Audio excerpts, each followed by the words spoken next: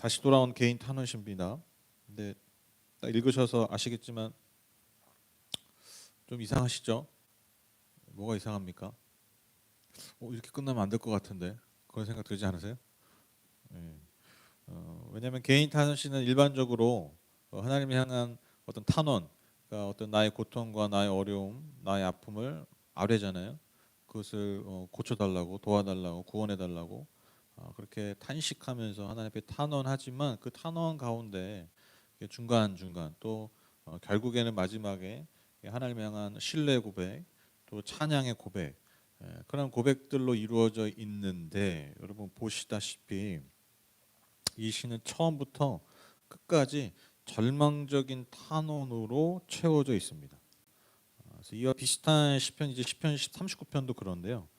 이것을 별명이 있어요. 이 시들을 일종의 욥의 시라는 별칭이 있습니다. 욥의 시, 욥 아시죠? 그 깊은 절망 가운데 빠졌었던 그 욥의 시라고 불릴 정도로 하나님의 부재하심, 그리고 하나님의 어떤 심판에 본인이 생각하기에 그 하나님의 심판과 같은 이 절망적 상황에 대한 어떤 탄원으로만 이루어져 있는 그러한 시입니다. 그래서 이 오늘 읽으신 시가 시편에서 가장 우울한 시편으로 알려져 있습니다.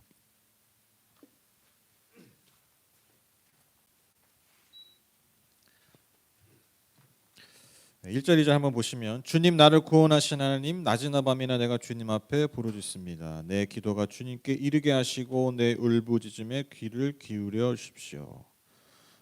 이 시에서 이제 유일한 간구의 내용인데요. 그러니까 하나님께 도와달라는 어떤 간구의 내용인데 1절을 통해 아시겠지만 나를 구원하신 하나님이라는 표현을 통해서 그가 과거에 하나님의 구원, 하나님의 살아계심을 경험했음을 알고 있죠. 그래서 그것을 바탕으로 지금 그가 밤낮으로 부르짖고 있습니다. 내 기도, 내 부르짖음에 응답해 달라고 간구하고 있어요.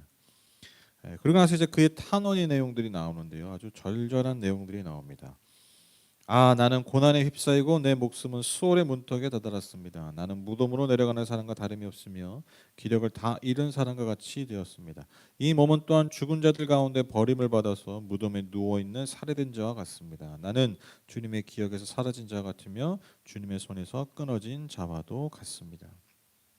그러니까 시인의 현재 절망적 어떠한 상황들이 고스란히 절절하게 드러난 고백이죠. 그러니까 한마디로 얘기하면 내가 지금 죽음의 문턱까지 왔다는 거예요. 그러니까 정말 죽기 일보 직전입니다. 그렇게 얘기하는 거예요. 그래서 보면 스골이라는 표현이 나오고, 그러니까 스골이라는 것은 우리가 예전 성경에 보면 음부라고 보통 번역을 많이 했는데, 그러니까 죽은 자들이 가는 거고, 그러니까 지옥이랑은 조금 달라요. 그러니까 지옥은 약간 좀 최종적 심판의 자리라면 스골은 죽은 자들이 머물고 있는 그런 공간인데 당연히 좋을 리가 없죠. 그래서 뭐 가서 뭐 심판을 받고 뭐 이런 건 아니지만 그 죽은 자들이 이렇게 머물게 되는 그러니까 내가 지금 그 수월에 가게 되었다라는 것이죠. 문턱에 다다랐다는 것입니다. 무덤에 다다랐다는 것이죠. 그래서 5절에 보시면 자신을 죽은 자들 가운데 버림받아 무덤에 누워 있는 살해된 자 같다라고 표현하고 있어요. 그러니까 굉장히 좀 아주 처절한 표현이죠, 그렇죠?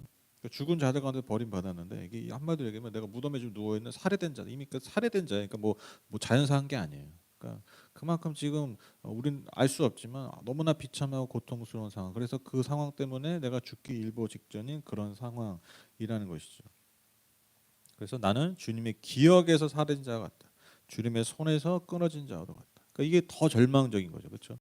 그러니까 내가 그냥 뭐 예를 들면 그냥 뭐 개인적으로 개인사로서 어떤 죽음에 이르는 이런 것이 아니라 그 모든 상황이 결국 뭐예요? 내가 하나님께 버림받은 거, 하나님께 끊어진 자와 같다. 그러니까 저주받은 자라는 거예요. 저주받은 자.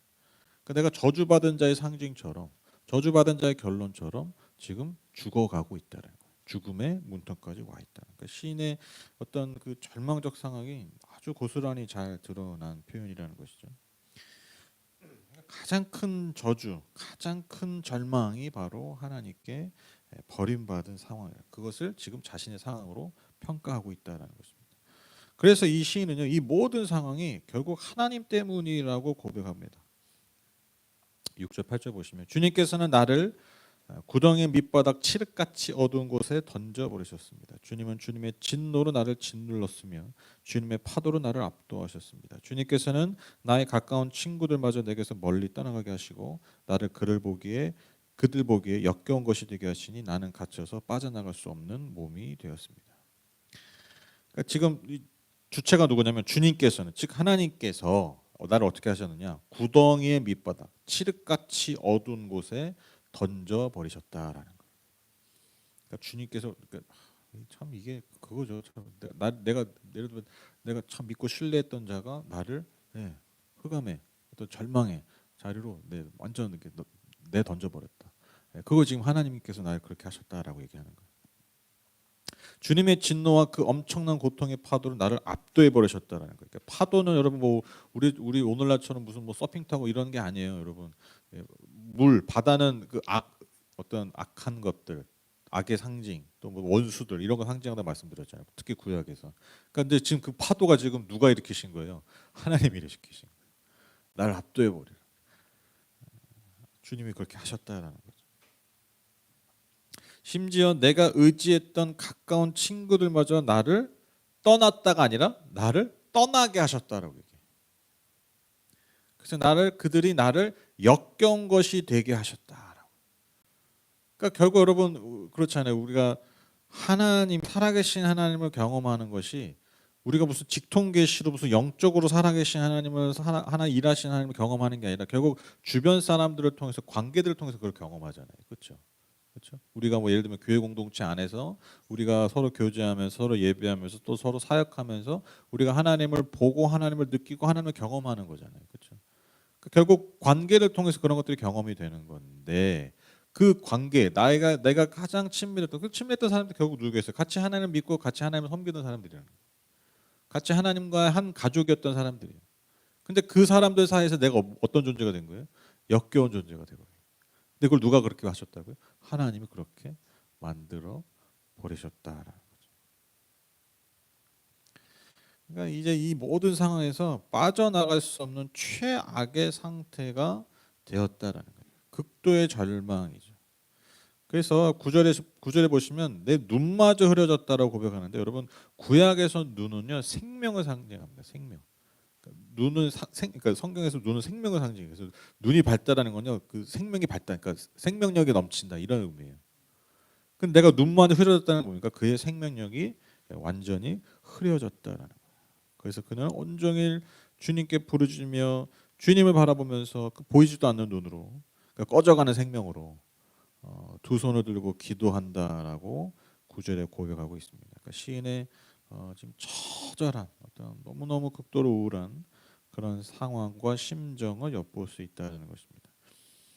10절 12절 보면 좀 물론 이분한테는 이 시편 기자한테는 재밌는 건 아니겠지만 우리가 볼 때는 좀 재밌는 표현이에요. 10절 12절 보시면 주님은 죽은 사람에게 기적을 베푸시렵니까?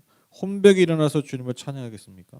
무덤에서 주님의 사랑을, 죽은 자의 세계에서 주님의 성실하심을 이야기할 수 있겠습니까? 흑암 속에서 주님의 기적을, 망각의 땅에서 주님의 정의를 경험할 수 있겠습니까? 그러니까 시인이 하나님께 반문하는 거예요. 그러니까 뭐라고 반문하냐면 한마디로 이거죠. 하나님, 내가 죽으면 그게 하나님께 무슨 의미가 있습니까? 이렇게 얘기해요. 그러니까 내가 죽어버리면 내가 뭐 죽은 다음에 기적 베푸시려고요? 죽은 내 영이 일어나 가지고 주님을 예배할 수 있습니까? 무덤에서, 그 절망의 자리에서, 죽은 자의 세계에서 주님의 사랑을 얘기하고 주님의 성실하심을 전할 수 있겠냐라는 거예요. 이미 죽어버렸는데. 그래서 여기 보면요, 시인이요 하나님의 본질적인 성품도가 행하심들을 나열하고 있거든요. 10절 12절 보면 기적이 나오고요, 사랑이 나오고요, 성실하심이 나오고 주님의 정의가 나와요. 그러니까 하나님의 본질적인 성품, 본질적인 행하심이죠. 그게 지금 시인이 고백하는 건데, 근데 이 성품과 이 행하심이 드러나는 것은 결국 하나님의 사람들을 통해서 역사하시는 건데, 그렇잖아요. 근데 그 하나님의 사람이 내가 죽어버리면 그런 하나님의 성품과 행하심이 어떻게 드러나냐라는 거예요. 그러니까 이 고백을 통해서 우리가 알 수 있는 게 뭐냐면, 이 이전의 삶에서 시인의 삶을 통해서 하나님이 이런 일들을 행하셨다라는 거예요. 하나님의 은혜와 사랑을 베풀어 주시고, 그래서 그는 하나님을 찬양하고 하나님을 예배하고 하나님을 증거하고 그런 교제 가운데 그런 하나님의 행하심을 경험하고 그 본인이 하나님의 행하심을 증거하는 그런 증인으로서 지금까지 살아온 거예요. 근데 이제 내가 죽어버리면 그 하나님의 침묵 가운데, 그 하나님의 저주 가운데, 하나님의 심판을 죽어버리면 내가 앞으로 그런 일이 가능하겠냐는 거예요.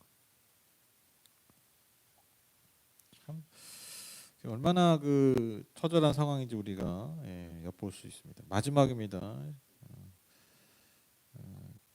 14절 18절 말씀인데 제가 저를 잘못 썼네요. 주님 어찌하여 주님은 나를 버리시고 주님의 얼굴을 감추십니까?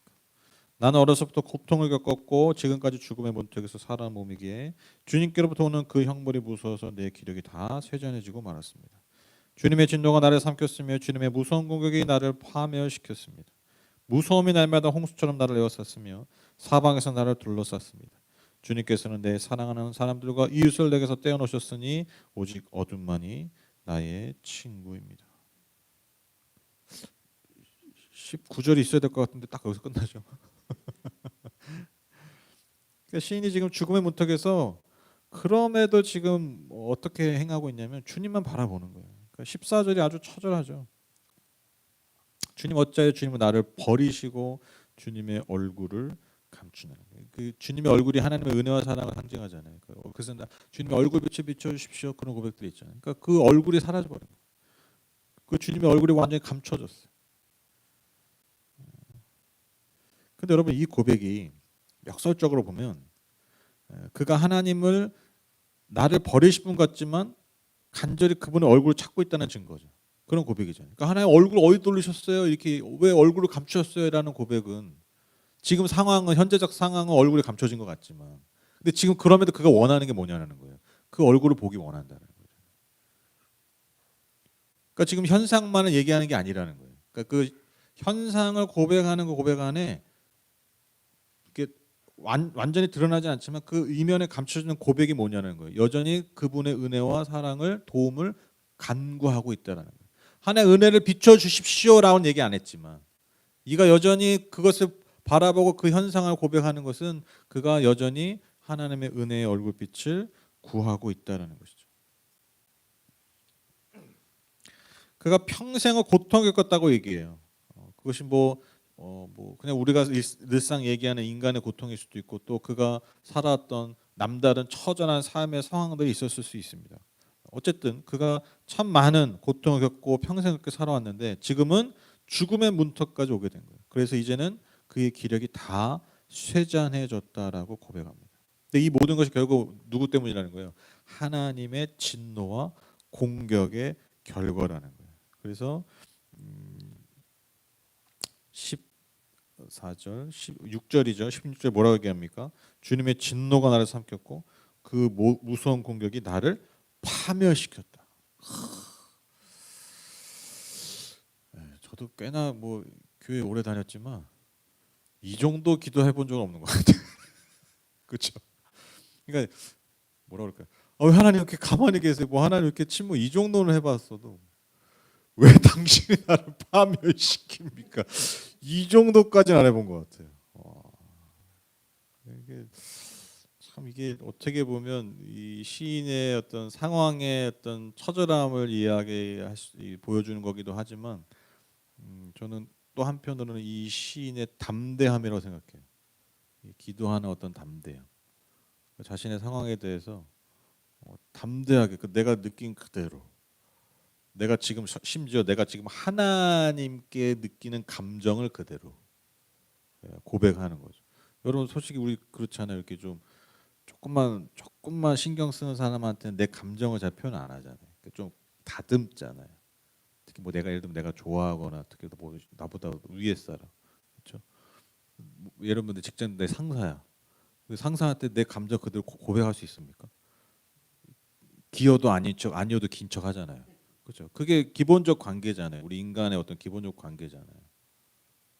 근데 저는 이 시가 이 고백이 참 놀라운 게 뭐냐면 이런 고백들이 어떻게 하면 이렇게 고백할 수 있을까? 그러니까 어떻게 하면 얼마나 이렇게 힘들까? 이것만이 아니라 어떻게 이렇게 담대할까?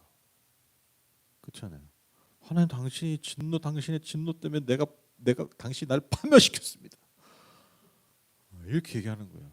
우린 지금 이 시를 읽을 때 주님의 진노가 나를 삼켰으며 주님의 무서운 공격이 나를 파멸시켰습니다.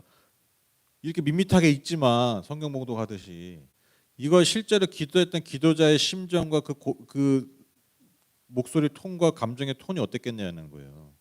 어마어마했겠죠. 저는 이게 담대함이라고 생각해요. 담대함. 일종의 담대함이죠. 하나님을 향한 담대함. 그러니까 하나님 앞에서 하나님에 대한 감정도 숨기지 않았다. 내가 하나님께 느낄 법한 감정도 숨기지 않았다. 그래서 참 놀라운 어떤 고백이고 기도의 내용이지 않을까. 그래서 17절에 보시면 무서움이 날마다 홍수처럼 나를 에웠었으며 사방에서 나를 둘러쌌습니다. 그러니까 두려움이 날마다 홍수처럼 나를 그러니까 그 두려움과 걱정이 나를 둘러싸고 있는 거예요. 이게 시적 표현만 아니라 이걸 병리적으로 보면 이게 말 그대로 병적 우울증 상태예요. 그렇죠? 실제 병적 우울증이에요. 그래서 여러분 저기 교회 열심히 다니면 이번 A형 독감인가요? 여러분 이렇게 막 수요예배도 여러분 나오시고 주일 예배 잘 들으시고 봉사도 하시고 막 그러면 A형 독감 안 걸리나요? 하나님이 우리를 바라보시면 아유 너는 예배도 잘 들으니까 너는 A형 독감 패스 뭐 하시나요? 아니죠. 뭐 하다 보면 걸리는 거예요. 그렇죠? 때가 되면 걸리는 거고 상황이 되면 걸리는 거죠. 우울증도 비슷해요. 정신적인 질병도 비슷해요. 우리가 여러분 예를 들면 신앙이 있지만 여러분 신앙의 삶을 살지만 신앙의 삶과 동시에 뭘 사는 거예요? 그냥 인생을 살잖아요. 인간의 삶을 살잖아요. 인간의 삶이 어떻습니까? 마치 바이러스가 중간중간에 우리를 공격하듯이 여러 가지 감정의 파도들과 감정의 아픔들이 우리를 늘 공격하잖아요. 그건요 신앙으로서 우리가 때로는 극복하고 우리가 그것을 관리할 수도 있지만 여러분 그렇게 예를 들면 감당할 수 없는 때로는 마치 그 바이러스 우리를 침투하듯이 감당할 수 없는 감정의 파도들이 우리를 공격할 수 있어요. 그리고 또 여러분 또 그거 아세요? 우울증도요 유전이 있어요. 정신질병도요 유전적 질병이 있어요. 이 유전 영향이 커요. 그래서 예를 들면 뭐 내성적인 사람 있잖아요. 외향적 사람 있잖아요. 그럼 뭐 교육 싫다고 되는 거 아니잖아요. 마찬가지예요. 어떤 작은 상황에서도 우울한 감정을 느끼고 이런 유전적인 질병이 있어요. 그래서 여러분 거의 대부분의 질병은요. 사실 가장 큰 그 파이가 뭐냐면 유전이에요. 인간이 그래요. 그러니까 계속 이렇게 내려오는 거예요. 그걸 뭐 예를 들면 뭐 기도 열심히 한다고 안 될 수 있다니까요. 그래서 극복할 수도 있겠죠. 그런데 우리가 그렇게 바라보면 안 된다라는 거예요. 지금 이 시인이 어떤 상황이냐면 병적 우울증 상태예요. 결론이 이거예요. 그러니까 병리적으로 보면 극도의 우울감 가운데 있어요 지금. 시 내용 보면 아시잖아요. 지금 우리가 이걸 시편을 읽어서 그렇지 누가 지금 이 글을 써가지고 나한테 준다 하면 우리 무슨 생각해야 돼요? 빨리 병원에 보내야 될 생각 하잖아요, 그렇죠? 야, 얘 지금 뭐 하나님한테 뭐 섭대질하고 있다, 큰일 났다 얘. 지금 그런 상황이에요. 지금 시편 88편 쓰는 기자가. 종교적 문서를 읽으니까 그냥 그렇게만 보는데 이걸 그냥 아주 그냥 객관적으로 병리적 상태로만 딱 보면요 아주 극도의 너무 위험한 우울증 상태예요. 놀랍지 않으세요? 뭐가 놀라워요? 성경에 이런 게 기록되어 있는 거예요. 성경에. 이 시편에 놀라운 게 이거예요. 시편의 그 가치가 시편이 왜 성경에서 그토록 가치 있는지 뭐 다선 가치 있지만 왜 계속해서 우리의 삶에서 이 시편이 인용되고 이 시편을 통해서 우리 안에 역사하시는 게 바로 이런 부분 때문에 그냥 말 그대로 인간의 모습이 딱 들어가 있어요. 종교적으로 감화되어 있는 종교적으로 포장한 인간이 아니라 그냥 인간. 심지어 하나님과 동행했다 할지라도 하나님의 역사를 경험했었다 할지라도 하나님의 은혜를 경험했다 할지라도 그 벗어날 수 없는 인간의 그 모습을 그대로 보여주는 이게 시편의 가치. 특별히 이 시편 88편은요. 그래서 더 가치가 있는 거죠. 이렇게 믿음이 없어. 이게 아니에요.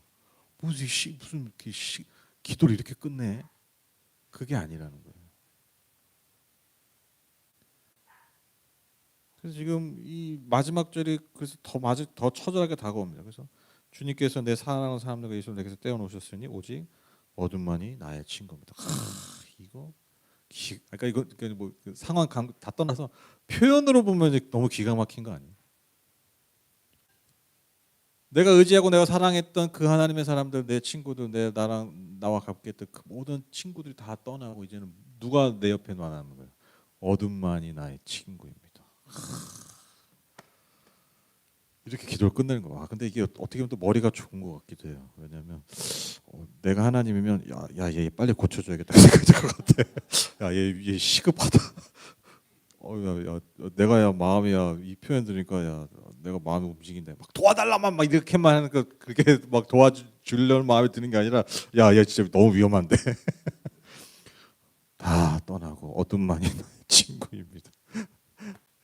근데 이게 뭐 제가 재밌으라고 얘기한 거지만 이렇게 고백하기까지 여러분 얼마나 깊은 어떤 아픔과 설명할 수 없는 고통의 터널을 지나왔고 또 지나는 중이라는 거잖아요. 그렇죠?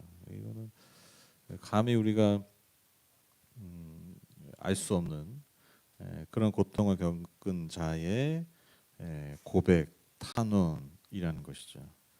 그래서 아까 말씀드렸다시피 보통 탄원 시는 찬양과 신뢰 고백 나름 그래도 희망의 빛을 좀 비추면서 마무리되고 전환되고 이렇게 끝나는 게 일반적인 탄원시인데 이 시는 마지막에 어둠을 심지어 그 어둠이 나의 친구라고 나와 가장 가까운 친구라고 고백하면서 끝내고 있어요. 그래서 왜 이 시가 욥의 시로 불리는지 왜 시편에서 가장 우울한 시로 여겨지는지 우리가 잘 알 수 있습니다. 그렇지만 여러분 저는 이 시의 어떤 가치가 이 시가 얼마나 참 가치 있는 시 물론 다 150편의 시편에 다 가치가 있지만 저는 특별히 이 시가 가치 있는 이유는 이 시는 정말 말 그대로 아까 말씀드렸다시피 그 인간의 삶, 인간의 그 한계, 이 땅에서 겪는 인간의 그 고통을 정말 가감 없이 고백하고 있다는 거죠. 심지어 보통 일반적인 탄원시는 내 고통에 대한 그리고 나를 고통스럽게 하는 원수에 대한 감정을 솔직하게 고백했다면 이 시는 그것을 더 넘어서서 이 고통을 허락하고 계시는 방치하고 계시는 하나님에 대한 감정과 생각 또한 과감하게 고백하고 있다. 그게 저는 이 시의 가치라고 생각합니다. 하나님이 나를 파멸시켰습니다. 이런 기도는 진짜 하기 쉽지 않죠. 그렇죠? 그만큼 솔직하게. 그래서 여러분 이 시는 인간의 고통과 그리고 인간의 삶을 직면하게 하는 가치가 있는 시라는 거죠. 그렇죠? 여러분 우리의 삶이라는 게 끊임없는 고통과 어려움의 과정 아닙니까? 그렇죠? 여러분 혹시 아침에 일어나시는 게 난 너무 행복하다 이런 분 있어요? 난 제일 좋은 게 하나 딱 이제 아침에 딱 일어났는데 너무 기분이 좋아. 마치 무슨 뭐 예를 들면 좀 휴양지 가가지고 막 좋은 곳을 보고 막 그 여행 갈 때 감정들 있잖아요. 예를 들면 뭐 맛있는 거 먹고 뭐 호텔에서 막 뷔페를 먹고 뭐 디너를 먹고 뭐 칼질을 하고 막 그럴 때 오는 그 기쁨 있잖아요. 아침에 일어나면 난 그런 기분을 느껴요. 뭐 이런 분 있어요? 아마 아무도 없을걸요 인생에. 왜 그럴까요? 희한하지 않으세요? 왜 이렇게 아침에 일어나는 건 싫을까요? 왜 그럴까요? 아침이 그냥 싫어서? 아니죠. 왜 그럴까요? 그 눈 뜨고 나서부터 시작된 우리의 삶이 만만치가 않기 때문이에요. 그렇죠? 하루도 쉬운 날이 없기 때문이에요. 하루도 할 만한 물론 이제 여행 간 날 아침에는 좋죠. 그렇죠? 그리고 또 언제 좋아? 쉬는 날. 쉬는 날 아침 일어나는 거 괜찮죠? 기분 나쁘지 않으시죠? 똑같이 같은 시간 일어나도 짜증이 안 나죠? 왜 그래요? 그날 하루는 그래도 좀 수월할 걸 아니까. 근데 우리가 일반적인 일상의 아침 오면 다 힘들어요. 그냥 생각만 해도 짜증나요. 자기 전부터 짜증나요. 내일 아침 일어날 거. 그렇죠? 내일 아침에 일어날 걸 생각을 미리 짜증내잖아요. 밤에 자기 전에. 그게 인생이잖아요. 하루도 녹록한 순간이 없는 거예요. 우리가 눈을 감을 때까지 하루도 쉬는 날이 없어요. 그게 삶이라는 거잖아요. 그게 인간의 삶이라는 거잖아요. 이 시가 그런 거죠.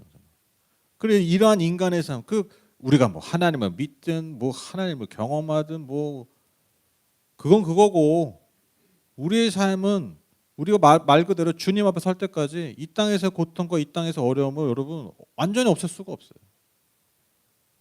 저는 그것을 직면하게 하는 시라고 생각해요. 그것을 인정하게 하는 시라고 생각해요.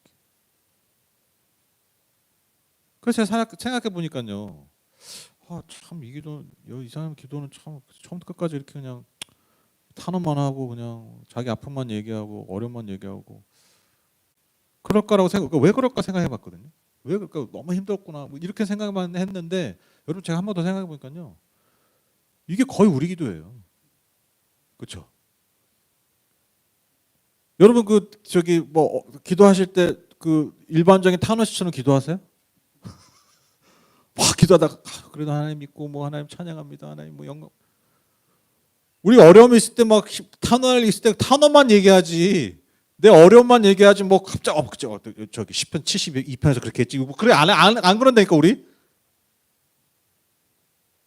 그냥 내 어려움만 얘기하고 내 아픔만 얘기하고 그러다가 그냥 주섬주섬 또 일어나가지고 또 일상 갔다가 또 다시 또 그냥 또 한 보따리 뭐 아픔 막 갖고 와서 한 보따리 싹 풀고 가고 뭐 그러지. 우리가 뭐 그 사이사이에 뭐 공식처럼 뭐 하나님 신뢰 이거 잘 안 해요. 저는 이 기도가 유달리 독특한 기도가 아니라, 저는 이렇게 생각해요. 오늘 설교 제목이 이게 인간의 기도예요. 이 시의 가치는 이거예요. 인간의 기도다 이게. 이게 진짜 우리의 기도라는 것이죠. 그래서 위로가 되는 거예요. 그래서 오히려 이런 시를 통해서 우리가 같이 우울함에 빠지는 게 아니잖아요. 같이 힘들어지는 게 아니에요. 오히려 이 시인의 고백을 통해서, 그리고 이것이 성경에 있는 것을 통해서 우리가 오히려 역설적으로 하늘의 위로를 받는 거죠. 왜요? 왜 이 시가 기록됐겠어요? 하나님이 이 기도도 받으셨다는 거죠. 들으셨다는 거잖아요. 그렇죠? 얘 또 이렇게 우울하게만 기도하네. 이놈은 저기는 그렇게 나를 알면서 이렇게까지밖에 못해? 하나님 절대로 그러신 분이 아니라는 거예요. 이게 위로라는 거예요. 어떻게 이런 기도를 할 수 있지라는 거는, 더 나아가면 하나님이 어떻게 이런 기도도 받으실 수 있지가 되는 거잖아요. 하나님 당신이 날 파멸시켰습니다. 하나님 내 친구도 다 떠나겠어요. 나 혼자 남았어요. 하나님 이제 어둠만이 나의 친구입니다. 이거 어떻게 보면 신성모독이거든요. 주님이 나와 그래도 함께 하십니다가 아니잖아요. 이제 어둠만이 내 친구입니다. 당신은 없습니다. 내 하나님이 들으셨다는 거잖아요. 정죄하지 않으셨다는 거예요.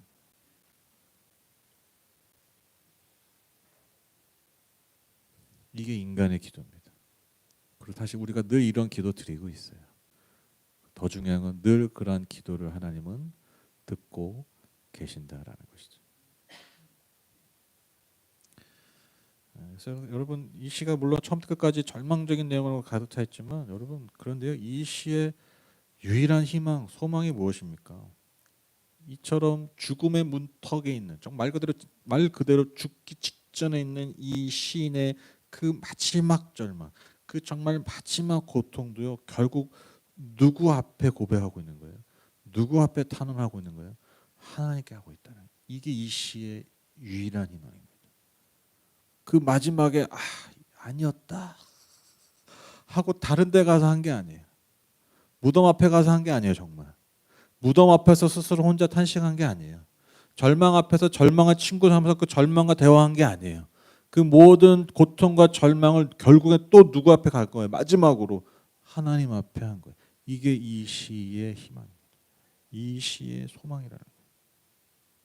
그래서 여러분 결론은 이 시의 결론은 여기에 기록되어 있지 않지만 여러분 우리는 너무나 명백하게 이 시인의 결론은 알아요.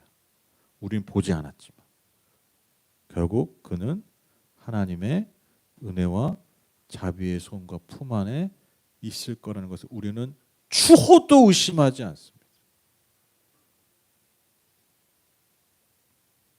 혹시 좀 의심되세요? 아니요, 추호도 의심되지 않아요.